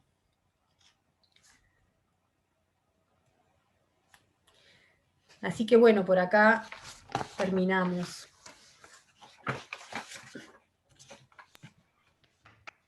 Bueno, aplausos para Mariana y además abrir una pequeña ronda de preguntas y cosas, ¿no? Yo antes quería decir alguna cosa sobre lo que nos mostraste, Mariana, y que tiene que ver con esta idea de que creo que lo has manejado en todo el momento, ¿no? Sobre todo en este último enfoque sobre el tema de prototipo, no prototipo. A mí me parece que lo que estás planteando desde el principio, lo comparto plenamente, esa idea de que la escuela es mucho más que un edificio, y mucho más que un programa, que no solamente es la resolución de un programa, sino que conjuga una serie de cosas que me dispararon unos pensamientos que tienen que ver con algunos temas que uno mira desde la arquitectura y que la visión superficial en la que estamos inmersos todo el tiempo, esta cosa idiota de los Twitters y del Facebook y del Instagram, que like, todo me gusta, no me gusta, me deja gustar, superficializa absolutamente toda la condición contextual que hay detrás de estos ejemplos. Y quizá esa idea de que los prototipos son las cosas que van a salvar el mundo es algo que viene desde toda la historia de lo moderno, y en realidad sabemos que los prototipos nunca han salvado el mundo, que en realidad los prototipos cuando funcionan es porque se han ido adaptando discretamente a los problemas contextuales, a los problemas de contexto. Contexto en el sentido amplio, contexto. Cuando hablamos de paisaje, hablamos de un contexto en sentido amplio. Cuando hablamos de cultura, hablamos en un contexto en sentido amplio. Parece que los 3 ejemplos de escuela demuestran justamente esa conjugación contextual, que no es solo, y esto de vuelta, Joaquín, te lo contesto, no, es absolutamente lo contrario a mimetizarse. La mímesis en la arquitectura es otra cosa. El tema acá es el responder a una condición del paisaje, y paisaje que no está construido solo por la tierra, los árboles, el agua, el clima. El paisaje en el cual los seres humanos que la habitan son los que lo están construyendo, los que están poniendo en valor. Por lo tanto, los alumnos de la escuela, la túnica blanca, la amonia, todas esas cosas que van conjugando, eso forma parte del paisaje. Y las escuelas están trabajadas de esos lugares.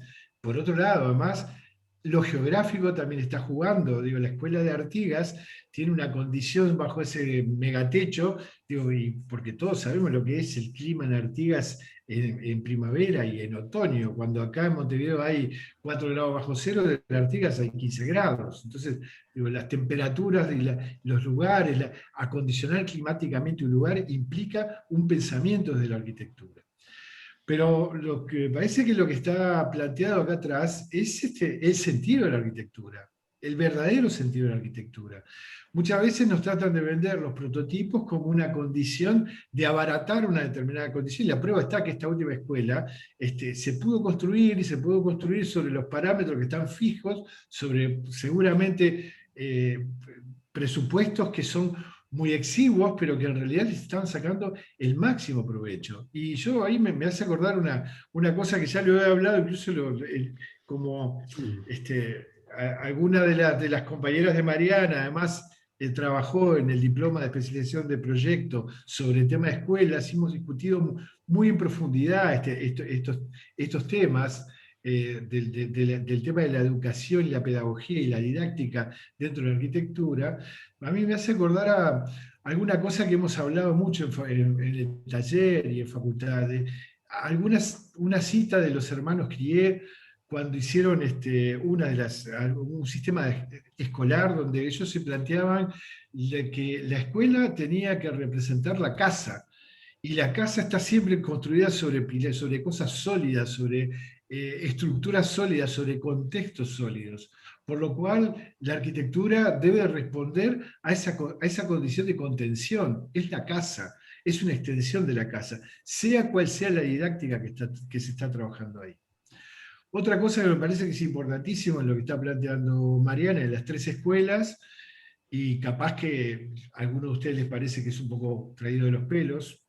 Tengo pocos pelos, o sea que no tengo mucho para traer de los pelos, pero me parece que también la trayectoria, lo que construimos a partir de la escuela pública en Uruguay, es distinto a lo que puede pasar en cualquier otro lugar, tiene otras lógicas, otras cosas. Y me parece interesantísimo traer a colación, porque ahora está de moda y la mayoría están hablando de esto, es las primeras ideas de Eva Ferreira sobre el sentido del lugar donde se educa, de la educación, de la libertad de la educación. Hay un texto que hace poco hablábamos en el cuerpo docente, pero que hoy día está volviendo a entrar en los salones de la universidad, que se llama Moral para Intelectuales, donde precisamente habla de eso, habla de que la educación de libertad es una educación de la diversidad, de la posibilidad de entender la formación por problemas, y no por un catálogo de soluciones. Y en eso estamos. Yo creo que los talleres de arquitectura que reflexionamos de este lugar, estos personajes a los que trae Mariana, Suntor, Juan Palasma, Álvar Alto, que son ejemplos que tenemos presentes en la arquitectura, tienen que ver con esto, con la idea de cómo entender el paisaje como materia, la materia como paisaje, el contexto como materia y paisaje. Porque es la parte de la educación y parte de la formación que recibimos los individuos en el ambiente que estamos construyendo.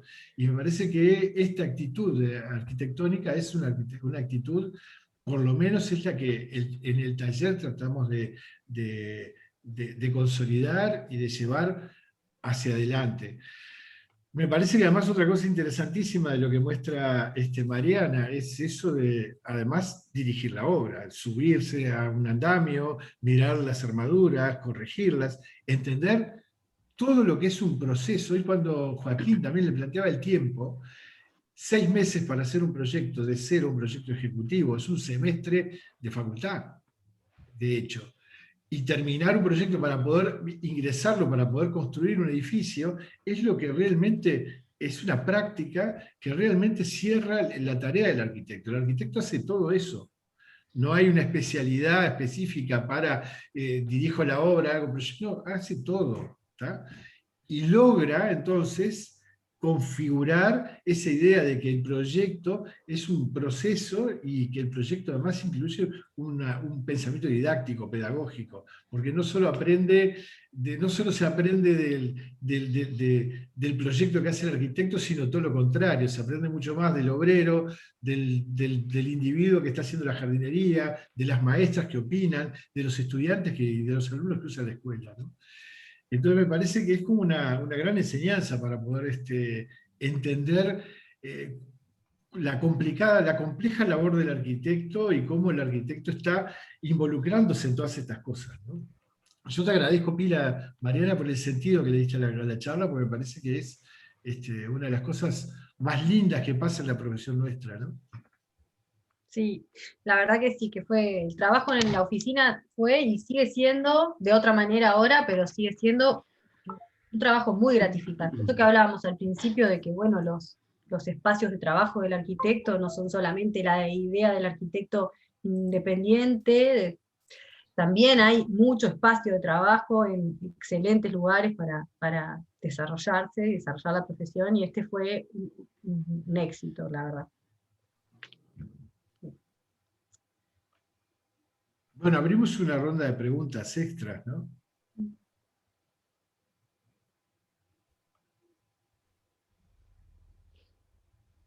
Yo tenía una consulta para Mariana. Desde que saliste de la FAU, como que tu concepción sobre la arquitectura, trabajando especialmente, viste, con las obras de tipo de la escuela, ¿cambió o sigue siendo la misma? ¿O cuál es tu concepción sobre la arquitectura? ¿Qué No, es arquitectura para vos? no salió de la FADU, ya te aclaro. Da. Salió de otro lado y de la FADU todavía está atrapada. Sí. No, mira, mis padres son arquitectos. O sea, yo nací en una casa de arquitectos. Me cambiaban los pañales en una mesa de dibujo y bueno, la verdad que no me cambió mucho la idea, porque yo ya entré con una idea de lo que era la arquitectura, que sí me cambió en la facultad en realidad,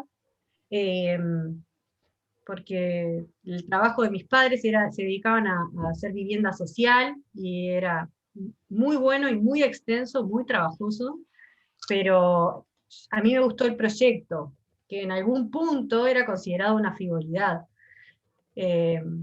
porque en alguna época el trabajo del arquitecto debía ser exclusivamente al servicio de la sociedad.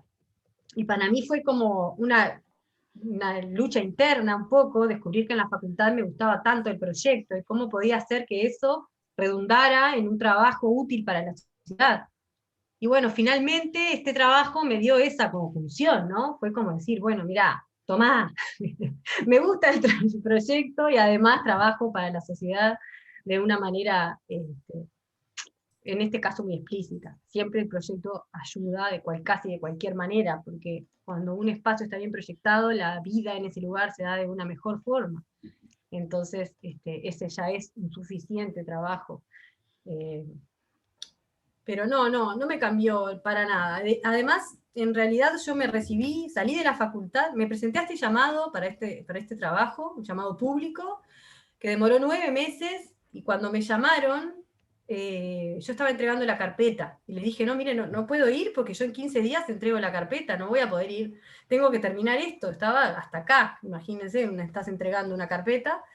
Entonces mi jefe me dijo, bueno, entregá la carpeta y vení. Entonces dormí después de la carpeta y al otro día de entregar la carpeta fui a la oficina. Y empecé a trabajar.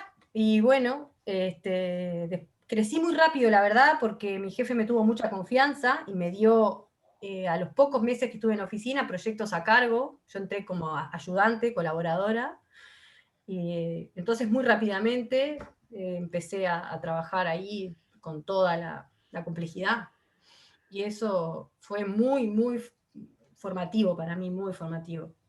De hecho, al principio no estaba capacitada para hacer lo que tenía que hacer ahí, y fue duro. Los primeros años fueron muy angustiantes en algunos momentos, pero yo quería tomar el desafío, como cualquier cosa que uno aprende.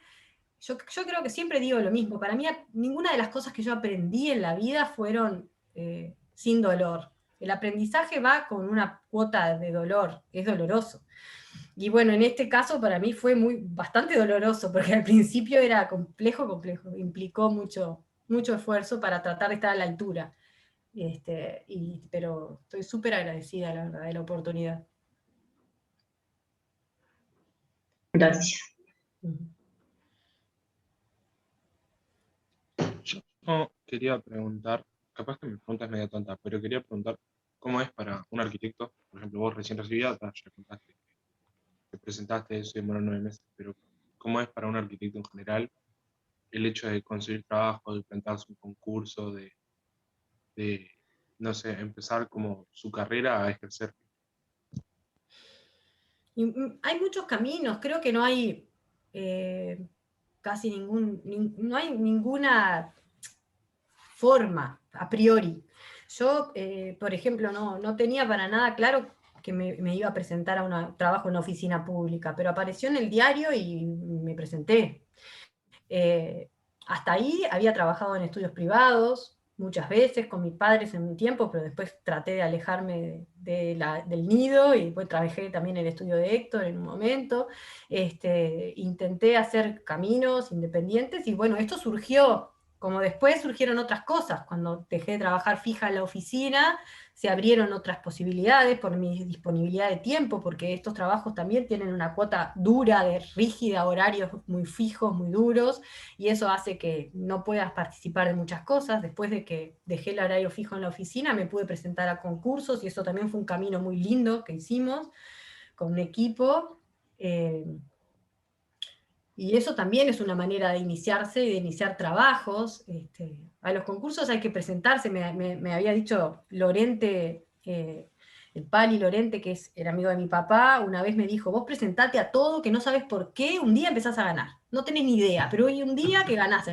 Y así fue, o sea, es como una práctica en la que en un momento pasa que le encontraste la vuelta y encontrás un mecanismo, una forma de pensar y de trabajar más certera, y bueno, y empezás a tener ese camino, pero yo creo que no hay una forma, es como muy personal y también de coyuntura, ¿no? De lo que se va dando en cada caso. Sí, yo comparto esto que plantea Mariana, pero además me parece interesante los distintos orígenes de cada uno, ¿no? Pero digo, yo les comento concretamente, en mi familia no había un solo arquitecto, es más, no había un solo universitario. Yo soy el primer universitario que surge de la familia. Y que cómo uno fue generándose la posibilidad de trabajo y estudiando mucho. Estudiando, pero no estudiando solo curricularmente, tratando de comprometerse, de entender las cosas de la mejor manera posible, de desarrollar y estar siempre como un estado de alerta a las oportunidades. Yo creo que el arquitecto tiene esa condición de estratega, de que tiene que tener una estrategia para poder entender lo que... y en ese momento es como uno puede conseguir trabajo. No es un tema de que me van a venir a contratar porque soy un espléndido proyectista. No, hay que colaborar, hay que comprometerse con la red en la que estamos trabajando.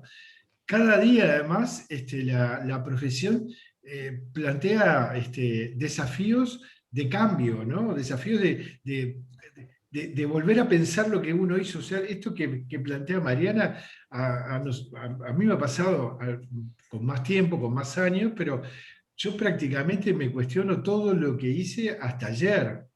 Lo vuelvo a cuestionar, lo vuelvo a plantear si está bien, si está mal, qué hay que cambiar, qué hay que cosas, cómo se tiene que adaptar a este contexto que está permanentemente cambiando. Por eso hablamos siempre del tema del contexto. Entonces, las oportunidades son múltiples. Yo hoy estoy para los matices hoy, porque en realidad dejé pasar un par, uno que tenía que ver con la mímesis y demás, pero está. Y ahora me quedo con un matiz del propio planteo de Joaquín, una pequeña cosa, estoy completamente de acuerdo con Héctor y con Mariana, y tiene mucho que ver con lo que decía el Pérez, ya la charla pasada del trabajo que implica esto, pero el matiz es que en el propio planteo de Joaquín, si no me equivoco, fue algo así como, ¿cómo pasó esto después que saliste de FADU? ¿No? También de Lucía. Y no es algo que pasa después que saliste de FADU. Es algo que empieza a pasar ahora, ¿no? Desde mucho tiempo antes. No es un quiebre provocado por un papelito que tiene un sello y un par de cintitas, ¿no? Sino que es un estado mental que predispone, como decía Héctor, a estar dispuesto, ¿no? a generar una visión crítica de todo que le permita encarar cosas y desarrollar estrategias, ¿tá? Que lo empiezan a vincular de alguna u otra manera, ¿tá? Con todo ese aparato. ¿Tá? Un aparato aparte que también tiene mucho que ver con dónde uno está. Cuando Mariana le contestaba ahora a Joaquín, también le empezaba a pintar el recorrido que hizo hasta llegar ahí, ¿no? y en la propia charla de Mariana de hoy quedó clarísimo de la importancia de quienes están alrededor de uno en el trayecto que uno recorre acá, ¿no? De quienes están inclusive hasta en el debate, en la discusión, en la charla de Mariana en algún momento hablando que volvió sobre el final, hablando del encuentro en la arista de los ladrillos, Mariana dijo, y mi jefe me peleaba que eso le íbamos a poner un perfil metálico, y me la imagino porque la conozco discutiendo, no, esto va a ser así, ¿no? Y va a funcionar ahí. Entonces, hasta en la discrepancia, en el debate, ¿no? y en el construir visiones diferentes cosas, hay crecimiento que va alimentando todo eso, y en definitiva en algún momento, ¡pum!, se empieza a vincular más, es la única diferencia con el resto. Vos estabas por decir algo, Mariana, y te corté, ¿no? No, sí, ese ejemplo está muy bueno, pero también en realidad hay algo que Sí. está bueno transmitirles a los chiquilines, que es esto de la confianza, ¿no? La confianza bien entendida, ¿no? De sentirse confiados, de confiar, de trabajar mucho, pero después de tener confianza en las cosas que uno cree, porque yo creo que mi trayecto, el tiempo que yo estuve en esa oficina con cargo fijo fueron 8 años. Mucha gente estuvo en mi misma situación esos mismos 8 años y no tuvo el mismo recorrido. Porque había algo en la posición que yo tuve en relación a los trabajos. O sea, yo en principio decía que sí, que podía, aunque no podía, en realidad no podía. Sí. Pero a priori me planteaba como con mucha confianza, trataba de transmitir eso. Y bueno, y después veía, me revolvía como gato entre la leña hasta que pedía ayuda, no sé, lloraba arriba de los planos, hasta que finalmente lograba encontrarle la solución a las cosas, y bueno, y después te vas haciendo profesional, pero efectivamente hay que plantarse y hay que tomar los desafíos, porque también pasa muchas veces los desafíos, no hay un momento para que lleguen las cosas, no es que uno pasa tales etapas para después. Bueno, cuando las cosas llegan hay que tomar esos desafíos y dar lo mejor de uno. Y bueno, y sí buscar los apoyos, por supuesto, tener la humildad suficiente para pedir ayuda también y tener eso, ¿no? Pero no, sostener la bandera de que se va a poder y de que las cosas van a salir bien y de que los proyectos van a salir adelante, ¿no? A priori no escuchar siempre eso del no se puede. Pero esa escuela, por ejemplo, fue una de no se puede permanentemente. No se puede porque va a ser muy caro, no se puede porque el ladrillo así en la pilastra no te va a aguantar, no se puede porque la esquina esa no va a ser, fue permanente. Que ya no existe esa mano de obra, y yo descubrí realmente que es todo lo contrario. O sea, realmente es todo lo contrario. Y la escuela estuvo en precio, estuvo en justo precio, o sea, no hubo problemas por eso. Hubieron algunos adicionales grandes en esa obra, pero tuvieron que ver con la maldita cañada esa que desmoronaba sistemáticamente la cimentación. Lo peor fue la parte esa, que la donación del terreno es un terreno pésimo, pero bueno, eso es otro tema. No fue por el proyecto en sí. Te agradezco. Sí, hay una cosa que ahora que hablas del no se puede, del no se puede, no se puede, y que en realidad cuando uno mira, la mayoría de los arquitectos que admiramos, ellos pudieron. ¿Ah? Entonces hay que siempre plantarse en ese lugar. ¿Por qué pueden y por qué nosotros no? En realidad nosotros siempre podemos. Y yo quiero aclarar esto, estamos muy acostumbrados a poner un valor a las cosas que no es el valor que corresponde, ¿no? El valor que corresponde es un valor integral. ¿Ah? Yo quiero decirles lo siguiente, ustedes lamentablemente todavía no han podido pisar la hermosa Facultad de Arquitectura que tenemos, pero solo sí. Pensar, algunos sí, pero el grupo de PIR No. creo que la ve de afuera, ¿no? De solo pensar que si yo construyera esa facultad tal como estaba proyectada en aquel momento, hoy, ¿está? Con la tecnología y las cosas ajustadas, seguramente tuviera un valor de esa facultad muchísimo, muy por encima de los valores que normalmente se construye cualquier cosa. Y sin embargo, hay que agregarle el valor agregado, por más que el edificio no pueda valer lo que valió la arquitectura que fue planteada, ¿tá? El edificio está plantado de tal manera que es lo que hace que sea la Facultad de Arquitectura de Montevideo, la solidez conceptual, la solidez de todo punto de vista, la cultura, lo que implica dentro del contexto. Vuelvo a hablar de esta palabra del contexto porque me parece que es muy importante. Eso es una cosa que tenemos que poner ahora. Yo digo porque ahora hay una gran polémica, y las polémicas son políticas. Digo, yo no me voy a opinar de política ni una cosa ni de otra, pero sacarle valor, por ejemplo, a un edificio como el Antel Arena, simplemente porque está construido por alguien que no me gusta que lo construyó, es una falta de respeto a la arquitectura, a la planificación, a las operaciones de gran tamaño. Y me parece que de alguna manera tenemos que decirlo en algún momento. Porque realmente cuando se hace esfuerzo por generar grandes emprendimientos, grandes edificios, fíjense qué podría ser el país si no tuviera, hace poco tiempo, 5 o 6 años, yo escuché a alguien diciendo que era un disparate tener un Solís y un Sodre, que se hicieron en los últimos 15 años, se reconstruyeron absolutamente nuevos y se terminaron. Sin embargo, estamos todo el mundo orgulloso de tener un Solís y un Sodre para la población que tenemos. ¿Por qué? Porque lo necesitamos, porque culturalmente significan muchísimo para nosotros, aunque se hayan invertido una montaña de dinero para construirlos, pero están ahí para que lo disfrutemos todos. Y le pasa lo mismo con la escuela pública, porque yo recuerdo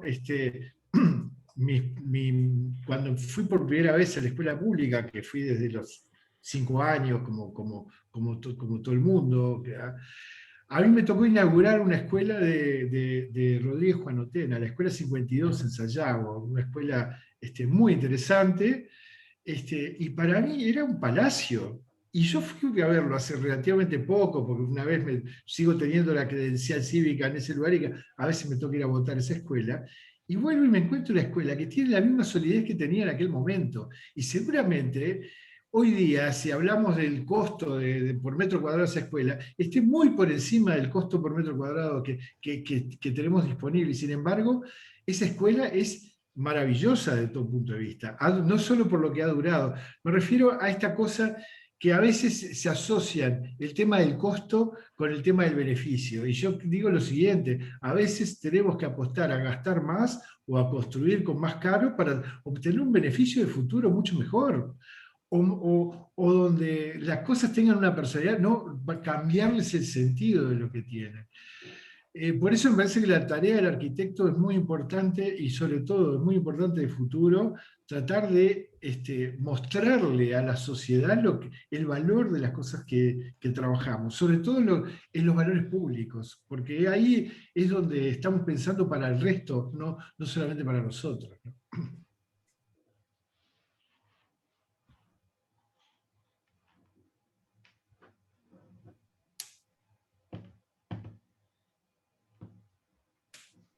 No quería dejar a todo el mundo callado, pero bueno.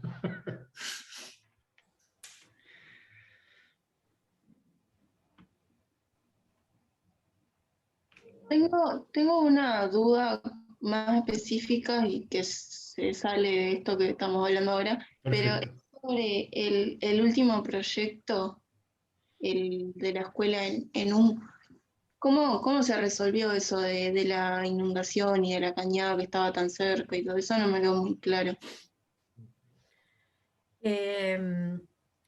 Bueno, no se resolvió. O sea, el edificio está posicionado en una cota alta, la cota más alta del terreno y un poquito más alta que la calle. Eso implicó una fundación muy, muy larga, muy, muy alta, para tratar de posicionar el edificio más alto, y además para llegar a un punto, los pilotes ahí son muy profundos, para ir por debajo de la cañada.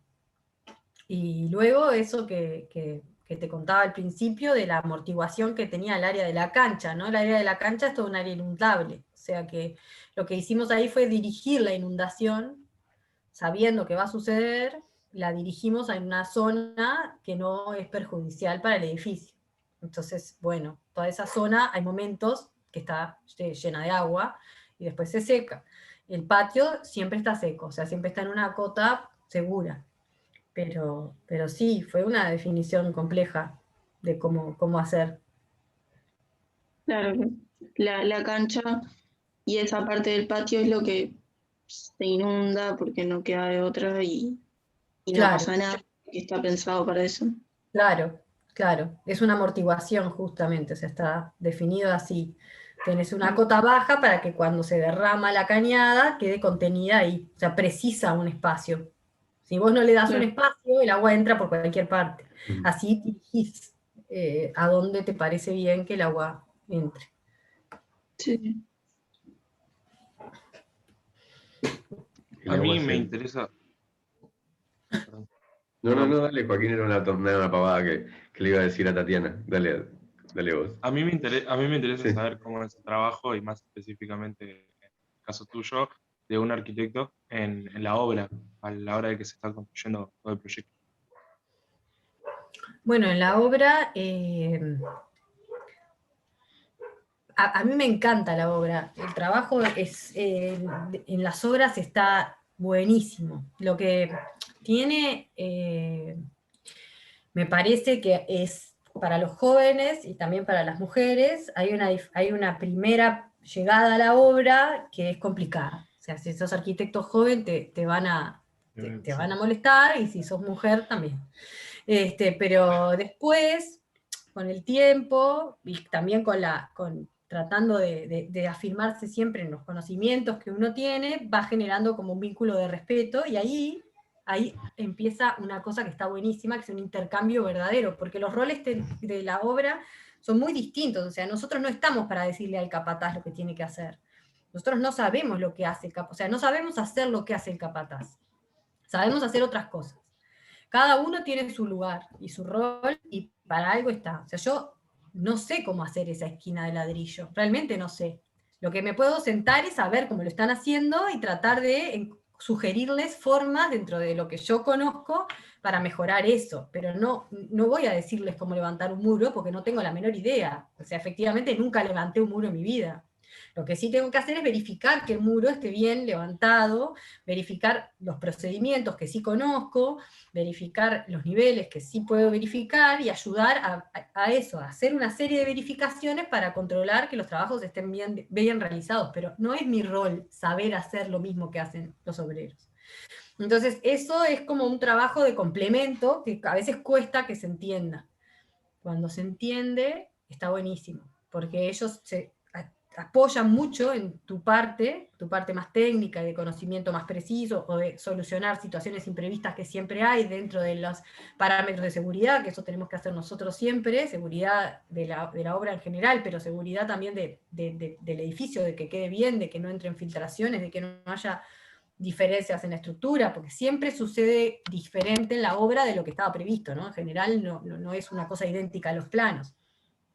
Bueno, ahí es muy importante el rol del arquitecto. Y después eso, colaborarse, ¿no? Colaborarse.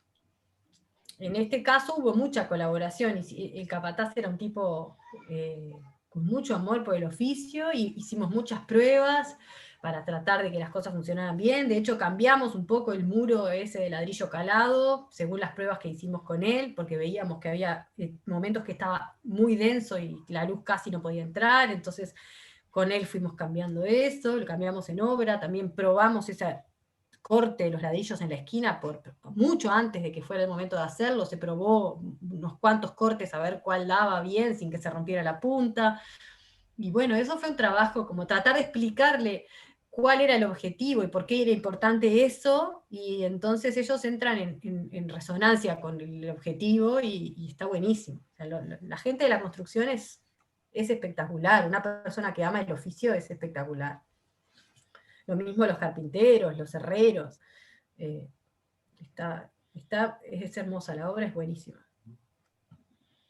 Pero aparte en eso que decía Joaquín también estaba, que te decía Mariana, está presente esto del contexto y del equipo, o sea, del contexto no solo de la mano de repente de los conocimientos o el bagaje que trae un herrero, por decirlo de alguna manera, sino también de las posibilidades y del lugar, ¿no? Y de repente maneras más adecuadas que se encuentran dialogando, ¿no?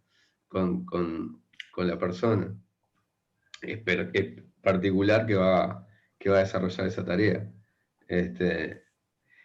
Esto del contexto es no solo en la obra, porque es también en el desarrollo del proyecto, y tiene como que muchísimas puntas.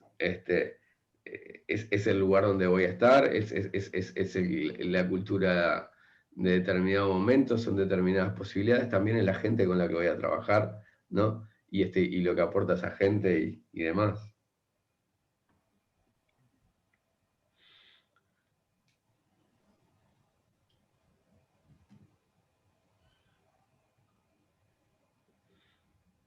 Yo, ya que se hizo el silencio, le agradezco a Mariana porque el otro día estuvimos hablando de esto, de esa imagen de llorando sobre los planos.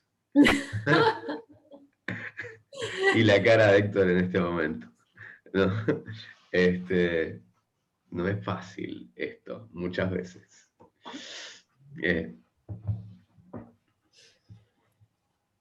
A mí en una parte Mariana me hizo acordar algo que dijiste vos, Lucho, corregime si me equivoco, que es como medio diabólico el hecho de que cuando te metes a trabajar en un proyecto, no sabes ni cómo lo vas a hacer, ni cómo lo vas a resolver ni nada, pero lo haces y sobre la marcha vas viendo.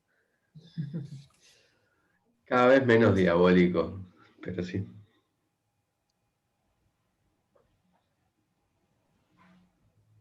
Hay muchos diablos. La pavada que le iba a decir hoy a Tatiana era que el agua es el demonio. El agua déjala correr siempre.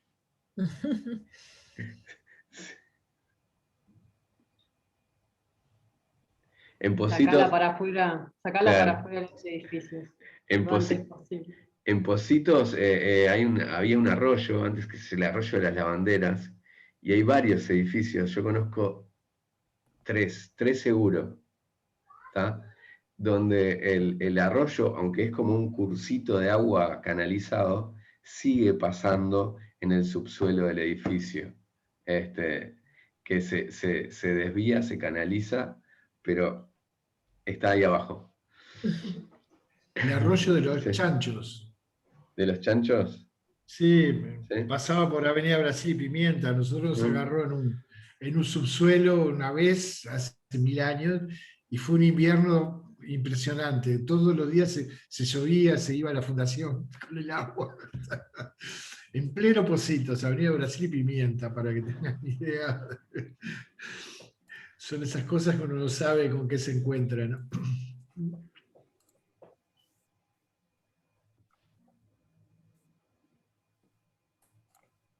Bueno, ¿alguien más?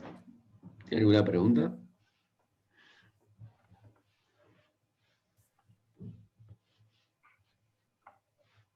Bueno, también tenemos a Mariana contratada para, ¿no? Para más adelante. Sí. Van a tener dos platos de Mariana. Van a tener dos platos. Para las próximas ediciones. Sí. Hablando de otras cosas, pero bien. Bueno, Mariana, gracias. Un aplauso a Mariana. Gracias a ustedes. Gracias, Mariana. Un placer escucharte y ver. Ay, Pili, no dijiste nada. No, pero lo presencié. Lo que pasa es que para mí abrir el micrófono es un desafío muy grande en este momento. Entonces pierdo espontaneidad. Al final te acostumbrás, Pili, no te preocupes. No, sí, ya debería haberme acostumbrado, pero hay algo ahí que no sé qué me pasa, que no termina de facilitarme. Pero divino, me gustó muchísimo ver tus obras, le presté atención a todo. Un placer, Mariana, realmente un placer y tanto material, tantísimo material en lo visto, que ya la verdad es que ya las conocía, pero la conjunción de la explicación con el hecho material, un placer de veras, súper lindo. Para apreciar, para que todos puedan disfrutar de esa labor preciosa que has hecho y con tanto contenido, la verdad que para todos los chiquilines que estén por allí por la vuelta, realmente que una fuente de disfrute y de vivencia que vale la pena tomar muchísimo en cuenta en todos los planos, porque lindo, lindo, lindo. Muchas gracias. Gracias a vos. Sería bueno organizar, pre-COVID fuimos a un par, ¿no, Marian? Fuimos una vez a Canelones, que hicimos una visita de varias escuelas en Canelones. Artigas es muy difícil ir, pero ahora Colonia Nicolich se puede ir, es muy cerca también. Esa no estaba cuando fuimos a Canelones, todavía no estaba Colonia Nicolich. Pero sí se puede. Después hay otras, como todo, porque ahora son todas flores, pero hay otras que nunca les voy a decir dónde están, porque no quiero que vayan. hay algunos lugares a los que preferiría no volver. Qué horrible, eso tiene también la profesión, ¿eh? Que una vez que las cosas quedan, y pero bueno, es parte del aprendizaje. De eso nunca se habla, es un excelente tema, es un muy buen tema, y es un costado que todos tenemos. Sí. Se podrían hacer muchas charlas sobre ese tipo de actuaciones. Pero bueno, es así. Yo creo que por lo menos hay que intentar hacer lo mejor posible y siempre con mucho compromiso, pero bueno, saber que a veces está mejor que otras. Igual es una buena charla esta que dice Pili, así con ese nombre incluso, de esta nunca se habla, ¿no? Porque en realidad hay aprendizajes varios seguramente ahí. Seguramente que hay más que en los otros casos. Sí.